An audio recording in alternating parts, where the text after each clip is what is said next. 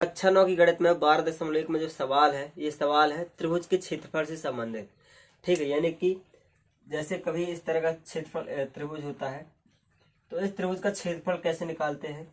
तो जो 12.1 में 12 यानी कि पूरा 12 अध्याय इसी टॉपिक पर है। त्रिभुज भी 2-3 प्रकार के होते हैं। देखिए, पहला है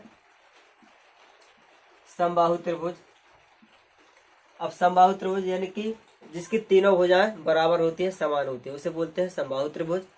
फिर एक तरह का ये त्रिभुज होता है जिसकी केवल 2 भुजाएं बराबर होती हैं, जैसे कि ये वाली भुजा इस वाली भुजा के बराबर है, तो हम क्या लिखेंगे इसे, समद्विबाहु त्रिभुज। समद्विबाहु त्रिभुज ये भी त्रिभुज है। और तीसरा है जिसकी तीनों भुजाएं अलग अलग होती हैं, तीनों भुजाओं की लंबाइयां अलग अलग होती हैं। तो एक ये हो गया, ये तो है समकोण त्रिभुज फिलहाल, क्योंकि यहाँ पर 90 डिग्री कोण बनता है, तो यह है समकोण त्रिभुज। समकोण त्रिभुज। और एक त्रिभुज हम और इस तरह से बना सकते हैं, ऐसे। ठीक है, तो ये हो गया ABC, और ये हो गया विषमबाहु त्रिभुज। विषमबाहु त्रिभुज जिसकी तीनों भुजाएं क्या है, असमान है। ठीक है, तो 3-4 तरह के त्रिभुज होते हैं, और चारों तरह के त्रिभुज का क्षेत्रफल निकालने का जो सूत्र होता है वो सेम होता है। पहला सूत्र होता है 1/2 आधार गुणे ऊंचाई। एक सूत्र ये होता है, और दूसरा सूत्र होता है हैरो का सूत्र, इसे हीरोन का सूत्र भी बोलते हैं, हीरो का सूत्र भी बोलते हैं। ठीक है, तो हीरोन का सूत्र है।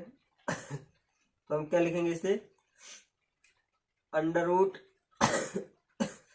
एस माइनस ए, एस माइनस बी और एस माइनस सी।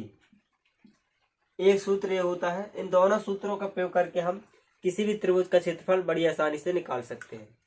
तो जो ए बी सी है ये हमारी भुजाएं हैं। क्या है, जैसे कि एक भुजा इसकी हो गई ए बी सी। जो त्रिभुज की भुजाएं हैं उनको स्मॉल लेटर में लिखते हैं, जैसे कि ए बी सी, तो इसका मतलब है कि ये त्रिभुज की भुजाएं हैं। तो जो ए बी सी है ये हमारी भुजाएं हैं, लेकिन त्रिभुज में 2 चीजें निकलती हैं। यानी कि जो त्रिभुज होता है इसमें पहला परिमाप निकलता है और दूसरा फिर क्षेत्रफल। ठीक है, तो परिमाप कैसे निकलता है इसका, और क्षेत्रफल निकालने के लिए परिमाप भी बहुत जरूरी होता है, इसीलिए पहले परिमाप निकालते हैं। जैसे कि यहाँ पर एक समबाहु त्रिभुज है जिसकी भुजाएं हैं 2-2 सेंटीमीटर की, 2 सेंटीमीटर की ये भी है, 2 की ये भी है, 2 की ये भी है। अब इसका परिमाप कैसे निकालते हैं, तीनों भुजाओं को जोड़ करके। जैसे कि इसका परिमाप निकलेगा तो 2 + 2 + 2 यानी कि 6, ये हो जाएगा 2 सेंटीमीटर, ये परिमाप हो जाएगा। इस तरह से इसका सूत्र बनेगा परिमाप का।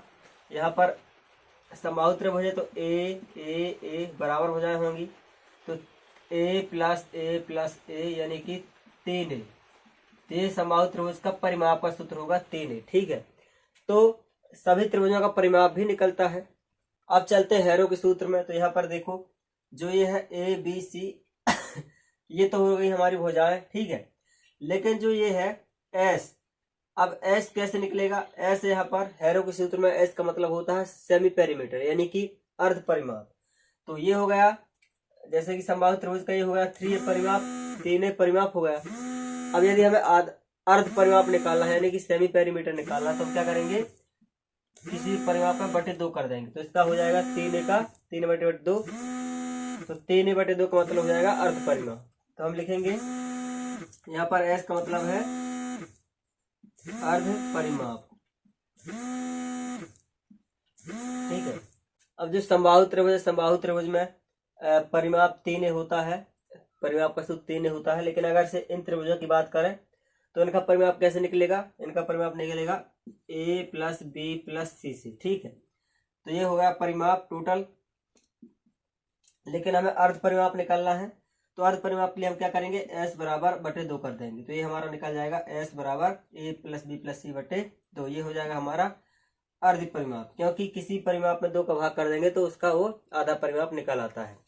तो अब ये चीजें आपको और अच्छे तरीके से समझ में आएंगी जब हम सवाल को हल करेंगे। तो चलिए अब 12.1 का पहला सवाल लगाते हैं और उसे देखते हैं कैसे हल करना है।